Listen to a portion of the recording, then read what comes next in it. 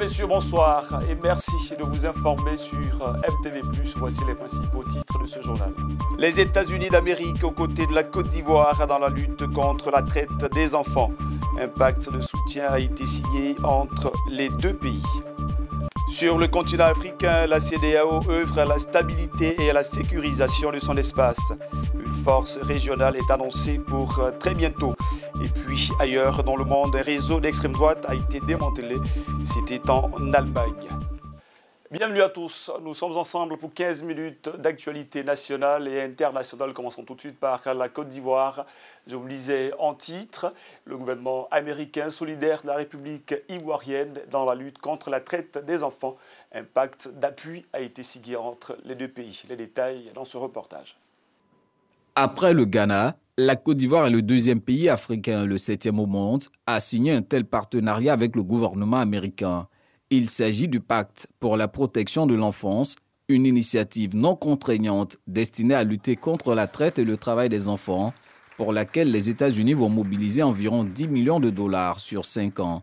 Je voudrais, de la part du gouvernement américain, reconnaître et féliciter la Côte d'Ivoire pour le progrès important déjà fait dans ce secteur. Ensemble, nous allons mettre en œuvre le plan d'action élaboré pour atteindre des objectifs du partenariat du CPC. Avec le pacte pour la protection de l'enfance, le gouvernement américain entend soutenir les efforts déjà déployés par la Côte d'Ivoire pour venir à bout de la traite des enfants. Comme action concrète, il est notamment prévu la réalisation d'une étude qualitative sur ce fléau, des campagnes de sensibilisation, la formation des acteurs, un soutien matériel aux appareils sécuritaires et judiciaires. Pour le ministre de l'Emploi et de la Protection sociale, cet appui est à mettre à l'actif de la première dame Dominique Ouattara, présidente du Comité national de surveillance des actions de lutte contre le travail des enfants. Madame la première dame, sans nul doute, c'est votre leadership et le plaidoyer que vous ne cessez de mener au niveau international qui ont permis à notre pays d'être éligible à ce programme de partenariat des États-Unis d'Amérique dont nous signons la convention aujourd'hui. Au niveau national, si notre plaidoyer pour la prise en charge des cotisations de la couverture maladie universelle des producteurs des 3 binômes que sont café cacao, coton anacarde, EVA palmier à huile a abouti, c'est grâce à vous. Oui, Madame la Première Dame, c'est grâce à vous. Et soyez-en encore infiniment remerciés. Malgré les efforts déjà fournis par le gouvernement ivoirien, la première dame Dominique Ouattara continue de plaider pour de tels soutiens des partenaires face à la complexité des défis à relever pour lutter contre la traite des enfants. Cette nouvelle étape de notre engagement commun en faveur de la protection de l'enfance est d'autant plus encourageante que le programme, tel qu'il a été conçu, épouse parfaitement la vision de la Côte d'Ivoire en matière de planification des actions de lutte contre la traite, l'exploitation et le travail des enfants dans notre pays. Je voudrais réitérer mes sincères remerciements au gouvernement américain qui nous a toujours soutenus dans cette lutte et je vous demande de les applaudir très fort. Ainsi qu'à l'ensemble de nos partenaires engagés à nos côtés depuis de nombreuses années pour l'élimination de la traite, de l'exploitation et du travail des enfants dans notre pays. Malgré la complexité de la tâche, la conjugaison de nos efforts permettra d'obtenir des résultats tangibles au bénéfice de la protection de nos enfants. Les subventions mobilisées dans le cadre du pacte pour la protection de l'enfance seront accordées à des ONG œuvrant dans le domaine. Les organismes bénéficiaires seront connus après un test de sélection. Acteur politique africain majeur, pionnier de la lutte pour l'indépendance de plusieurs pays africains, mais aussi premier président et bâtisseur de la Côte d'Ivoire moderne, Feu Félix Houphouët-Boigny a tiré sa révérence il y a de cela 29 ans. Hier, la Côte d'Ivoire s'est souvenue de la mémoire de cette illustre personnalité.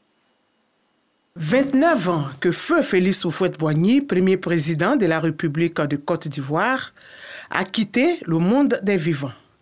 En ce jour anniversaire de son décès, le Rassemblement des Houphouëtistes pour la démocratie et la paix RHDP célèbre sa mémoire à travers une messe d'action de grâce à la cathédrale Saint-Paul du Plateau.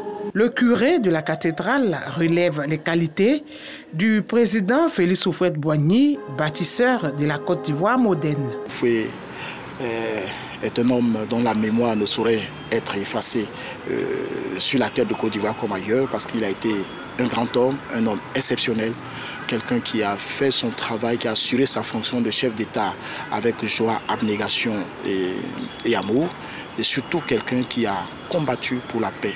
On l'appelait ici chez nous l'apôtre de la paix. Des valeurs à imiter pour une Côte d'Ivoire unie et solidaire, selon le RHDP. Chaque jour, nous nous approprions son histoire, de ses œuvres. Il faut aussi que nous nous souvenions de sa personne. Nous devons nous unir pour construire ce pays dans l'union, dans la paix, pour que tous les Ivoiriens et tous ceux qui habitent ce pays soient heureux. Feu le président Félix Houphouët-Boigny aurait eu 117 ans s'il était en vie. Il est né le 18 octobre 1905. Abordons à présent le chapitre Afrique de cette édition face au terrorisme grandissant et aux autres menaces liées au coup d'État dans l'espace ouest-africain.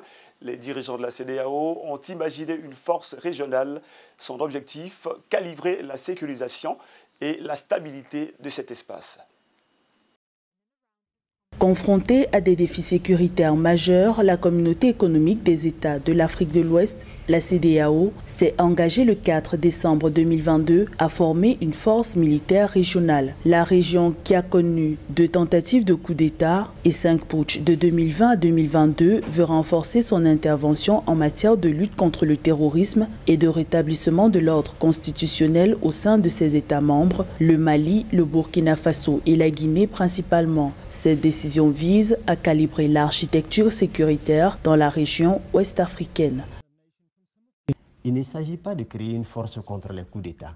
Il s'agit plutôt de travailler en mettant en place les mécanismes de la bonne gouvernance, de la lutte contre la pauvreté, afin de prévenir les coups d'État. Je pense que les Africains doivent accepter de s'assumer et de prendre les dispositions nécessaires pour eux-mêmes créer les structures ou les organisations ou les forces qui seront financées par eux-mêmes et menées par eux-mêmes. C'est ce qui est important. La CEDEAO, réunie en sa 62e session ordinaire de la conférence des chefs d'État et de gouvernement, a par ailleurs invité le Mali à libérer 46 soldats ivoiriens détenus dans le pays depuis juillet 2022. Agitant le spectre du durcissement des sanctions contre le Mali, le bloc communautaire a fixé au 31 décembre 2022 la remise en liberté de ses militaires.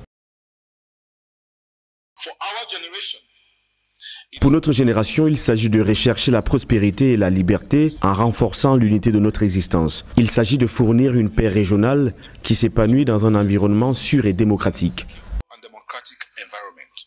Une réunion des chefs d'état-major militaires des pays membres de la CEDEAO est prévue en janvier 2023. Le bloc communautaire annonce que les modalités de fonctionnement et de financement de la future force régionale seront définies d'ici le second semestre 2023.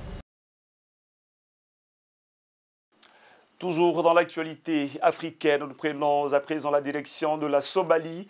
5 saisons consécutives de pluie manquaient une 6e en vue. Conséquence, la Somalie est frappée par une rare sécheresse qui touche la moitié de sa population. À l'occasion d'une réunion conjointe de la Ligue des États arabes et des Nations unies, le coordinateur humanitaire de l'ONU pour la Somalie a déclaré que le pays connaissait une urgence catastrophique. La Somalie souffre en effet de sa 5e saison des pluies consécutivement ratée et une 6e est prévue pour l'année prochaine. La fin de l'urgence n'est nulle part en vue. Alors que nous sommes réunis ici aujourd'hui, environ 7,8 millions de Somaliens, soit près de la moitié de sa population, ont été touchés par la sécheresse et près de 1,3 million de personnes ont été déplacées depuis janvier 2021. 6,7 millions de personnes devraient être confrontées à des niveaux élevés d'insécurité alimentaire aiguë Et ce, d'ici la fin de l'année à venir. Cette nation de fiers éleveurs a survécu à des générations de sécheresse, mais aujourd'hui elle est en proie à plusieurs crises mondiales simultanées. Les statistiques indiquent que le nombre de personnes qui vivent dans des conditions de pré-famine ou de quasi-famine en Somalie a augmenté de 5 fois depuis le début de l'année. Et les déplacements internes sont toujours en cours. Et le conflit pour les ressources rares affecte dangereusement la paix et la sécurité pour la société et la situation politique en Somalie. Une rare déclaration de famine pourrait être faite prochainement, la première déclaration significative dans le monde depuis la famine en Somalie il y a 10 ans. L'égalité devant la loi, cette maxime a du sens au Mozambique. En effet, le fils de l'ancien président Mugueza a été jugé récemment et condamné à 12 années de prison ferme. Retour sur cette affaire de corruption en images. Un tribunal mozambicain a condamné mercredi Ndambi Geboussa, fils de l'ancien président, ainsi que 2 anciens patrons de l'espionnage, Gregorio Leao et Antonio Rosario, à 12 ans de prison chacun pour leur rôle dans un scandale de corruption dans lequel le gouvernement a dissimulé d'énormes dettes, déclenchant des ravages financiers pour le pays. En procédant au cumul légal de la peine et au cumul matériel de l'amende, conformément aux dispositions des articles 102, alinéas 1 et 97, tous deux du Code pénal de 1986, l'accusé Armando Ndambi Geboussa est condamné à une seule peine de 12 ans de prison majeure, 12 ans de prison et une amende de 102 000 méticais.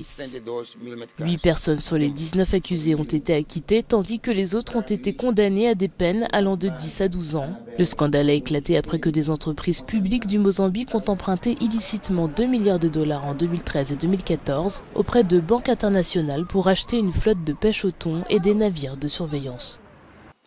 Fort de plusieurs centaines de personnes, il visait la déstabilisation du pays. Un réseau d'extrême droite a été démantelé en Allemagne. Je vous propose de revenir en images sur les arrestations simultanées aux 4 coins du pays.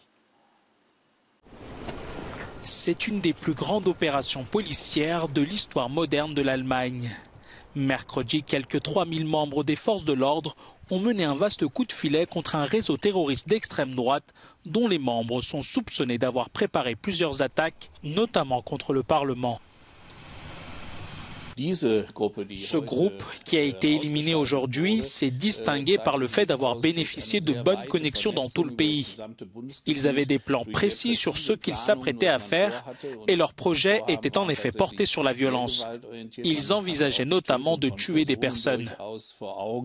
Parmi les 25 personnes arrêtées, il y a un prince, d'anciens soldats d'élite, une ressortissante russe et une ex-députée d'extrême droite. Les suspects feraient partie d'un groupuscule complotiste. Selon le procureur général Peter Frank, le groupe incriminé s'était fixé pour objectif d'éliminer l'ordre étatique et démocratique existant en Allemagne en recourant à la violence et à des moyens militaires. Des personnes avaient déjà été désignées pour prendre en charge certains ministères. Notamment un ancien membre du Bundestag était pressenti pour le portefeuille de la justice. En plus de ce conseil qui devait fonder un nouvel État et une nouvelle structure étatique, il existe selon nos connaissances un organe militaire. En plus des personnes arrêtées en Allemagne, une interpellation a également eu lieu en Autriche et une autre en Italie. L'enquête vise au total 52 personnes. Les autorités allemandes ont classé ces dernières années la violence d'extrême droite au premier rang des menaces à l'ordre public avant même le risque djihadiste. Ce journal est à présent terminé. Il a été préparé par l'ensemble de la rédaction. Merci à vous tous pour votre aimable fidélité. Excellent suivi des programmes à toutes et à tous. Je vous retrouve demain, même heure, même canal pour de nouvelles informations. D'ici là, prenez bien soin de vous.